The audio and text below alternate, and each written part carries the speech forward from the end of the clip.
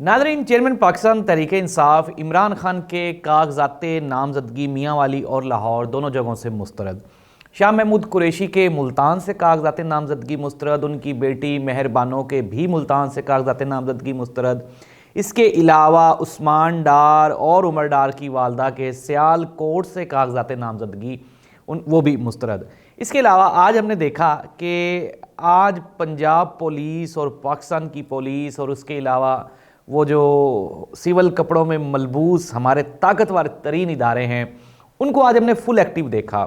आज रौनक लगी रही है पूरे खुसूसन पंजाब में और पूरे पाकिस्तान में। कहाँ कहाँ से तायद कुनिंदगान और तजवीज़ कुनिंदगान उठाए गए, कहाँ कहाँ पे किस किस के कागजात नामजदगी मुस्तरद हुए, ये सब कुछ हम बताने जा रहे हैं आपको आज के प्रोग्राम में। लेकिन नाज़रीन, प्रोग्राम के आगाज़ से पहले ये जो फरवरी 2024 में इलेक्शन होने जा रहे हैं, अगर मैं ये इस पे कई प्रोग्राम्स कर चुका हूँ। पहली बात तो ये कि चीफ़ जस्टिस ऑफ पाकिस्तान जनाब काजी फ़ाइज़ ईसा साहब को उन्होंने ये वादा किया कौम से कि वो 8 फरवरी को इलेक्शन करवाएंगे। शायद काजी फ़ाइज़ ईसा साहब ये नहीं जानते कि सिर्फ इलेक्शन होना ज़रूरी है या फिर शफाफ इलेक्शन होना भी ज़रूरी है, इसलिए उन्होंने कौम से शफाफ इलेक्शन का वादा नहीं किया। उन्होंने सिर्फ इलेक्शन का वादा किया और फिर उसके बाद वो छुट्टी पे भी चले गए। अब वापस आ रहे हैं और पीटीआई के ख़िलाफ़ आते ही वो केस सुनेंगे जिसमें बल्ले के निशान जो कि पेशावर हाई कोर्ट ने अलॉट किया था उसकी कैंसलेशन के बारे में रिव्यू पिटीशन है।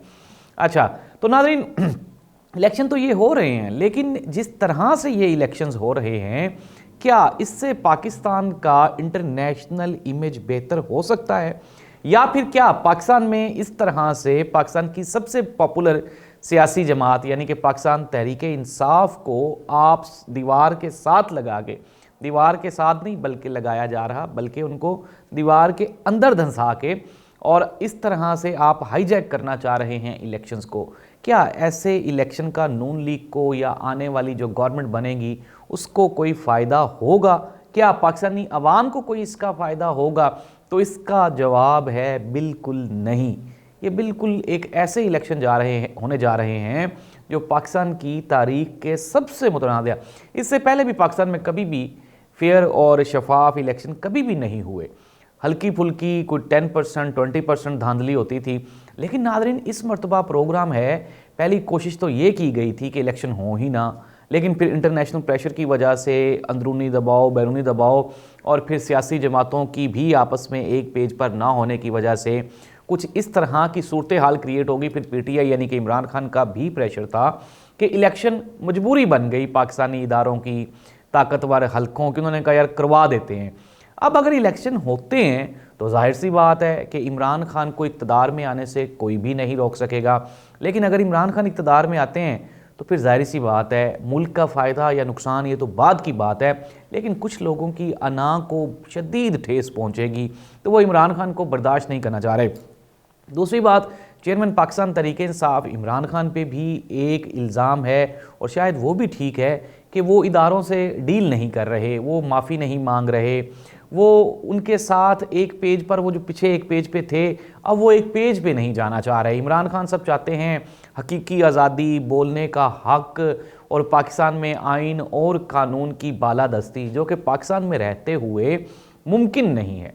नाज़रीन, आज अजीब सा मेला लगा हुआ था। आज हम देख रहे हैं, अच्छा, बैरिस्टर सलमान अकरम राजा वो इम्तियाज़ शेख के तायद कुनिंदा को वो लेके अदालत में जा रहे थे। फिर चंद लोग, उन्होंने माशाल्लाह मास्क लगाए हुए, वर्दी तो कम से कम पहन लें यार। अगर खुदा न ख्वास्ता कहीं पे कोई लड़ाई झगड़ा हो गया और किसी ने कोई 4 इस तरह के लोगों को, उनको किसी ने उठा लिया, तो आप क्या करेंगे? फिर दूसरी बात ये है कि ये जो तायद और तजवीज़ कुनिंदगान जो उठाए जा रहे हैं और सिविल कपड़ों में मलबूस लोग इनको उठा रहे हैं, वो लेके कहाँ जा रहे हैं?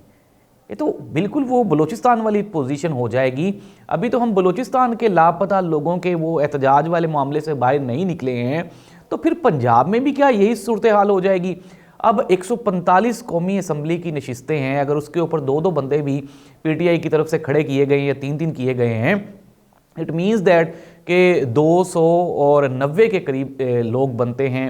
फिर उनके 4 अगर हम तायद कुनिंदगान और तजवीज़ कुनिंदगान को काउंट करें تو یہ تو ہزاروں میں بات چلی جائے گی. کیا پنجاب پولیس، پاکستان کی ایجنسیاں اور یہ جو سول کپڑوں میں ملبوس لوگ جو کہ لوگوں کو اٹھا رہے ہیں، کیا وہ 2-3 ہزار پنجابیوں کو غائب کرنے میں کامیاب ہو جائیں گے؟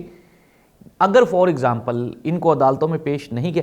اب مجھے ایک سمجھ اور نہیں آ رہی کہ تجویز کنندہ اور تائید کنندہ، چلیں ٹھیک ہے جی کہ آپ کے یہ جو پی ٹی آئی کے امیدواران ہیں ان کے اوپر تو سب سے بڑا الزام یہی ہے کہ وہ پی ٹی آئی کے امیدواران ہیں، ان کو الیکشن نہیں لڑنا چاہیے، پی ٹی آئی کو نہیں الیکشن میں ہونا چاہیے. لیکن وہ جو تائید اور تجویز کنندگان ہیں ان بیچاروں کا کیا قصور ہے؟ ناظرین، بڑی ایک وہ مایوس کن صورتحال اختیار کر گئی ہے پاکستان میں الیکشن کی یہ جو موجودہ پوزیشن ہے. اگر ایسے ہی چلتا رہے گا تو پاکستان کا کیا بنے گا؟ ہمیں تو فکر پاکستان کی ہے. یا تو پھر سمپلی یہی ہے کہ اگر آپ نے عمران خان کو مورد الزام ٹھہرانا ہے تو میں تو پہلے بھی کہہ چکا ہوں کہ عمران خان کے اوپر یہ الزام درست ثابت ہوا ہے کہ اس نے لوگوں کو بولنا سکھایا ہے، اس نے لوگوں کے منہ میں زبانیں ڈال دی ہیں، لوگوں کے ہاتھوں میں اس نے کیمراز تھما دیے ہیں، ڈیجیٹل میڈیا پہ، سوشل میڈیا پہ لوگ آواز اٹھانا شروع کر دی ہے لوگوں نے. لیکن دوسری جانب پاکستان کی سینئر سیاسی جماعتیں ہیں جس میں پاکستان مسلم لیگ نون کا سب سے بڑا اہم نام ہے، رول ہے، کردار ہے. کیا میاں نواز شریف صاحب اس طرح سے کیا کہا جائے کہ اگر فار ایگزامپل وہ کہتے ہیں شاہین جو ہے وہ اپنا شکار پکڑ کے کھاتا ہے اور گدھ مردار کھاتا ہے، تو کیا نون لیگ مردار کھا کے اور اقتدار میں آنا چاہ رہی ہے؟ کیا اس طرح سے وہ بہانہ بناتے ہیں 2018 کی الیکشنز کا؟ یار مجھے 2018 کے الیکشن میں ایک بھی ایسی صورتحال دکھا دیں جہاں پہ آپ کے نومینیشن پیپرز کینسل ریجیکٹ ہوئے ہوں یا پہ آپ کے تائید کنندگان، تجویز کنندگان کو اس طرح سے سول کپڑوں میں ملبوس لوگوں نے اٹھایا. ایسا تو آزاد کشمیر اور جی بی میں بھی کبھی نہیں ہوا جیسا پنجاب میں ہو رہا ہے. تو ناظرین، انتہائی مایوس کن صورتحال ہے. ظاہر سی بات ہے ہمارا کام نہیں ہے ٹی وی پہ بیٹھ کے یا یہاں پہ میڈیا پہ بیٹھ کے مایوسی پھیلانا، لیکن یہ جس طرح کی صورتحال ہے اس میں کچھ آگے دیوار کے دوسری جانب اب لوگ نہیں دیکھ رہے. 2013 میں الیکشن ہوا تھا اور ہم نے 18 تک 5 سال لوگوں کو سڑکوں پہ دیکھا. پھر 2018 کے الیکشن کے بعد پھر دوبارہ کچھ جماعتوں کو ہم نے احتجاج کرتے ہوئے دیکھا. پھر جب سے عمران خان کی حکومت ختم ہوئی تب سے ہم نے لوگوں کو احتجاج کرتے ہوئے دیکھا. تو کیا آئندہ 5 سال یا 10 سال میں تو پھر دوبارہ اس لیے پریشان ہوں یا اس لیے مجھے وہ فکر کھائی جا رہی ہے کہ ہمارے ہمسائے ممالک بھارت، بنگلہ دیش، افغانستان، چھوٹے چھوٹے ممالک وہ ہم سے آگے نکل رہے ہیں اور ہم ابھی تک کاغذات نامزدگی چھیننے کے بعد تائید اور تجویز کنندگان کو اٹھانے میں نئی ٹیکنیکس اڈاپٹ کر رہے ہیں.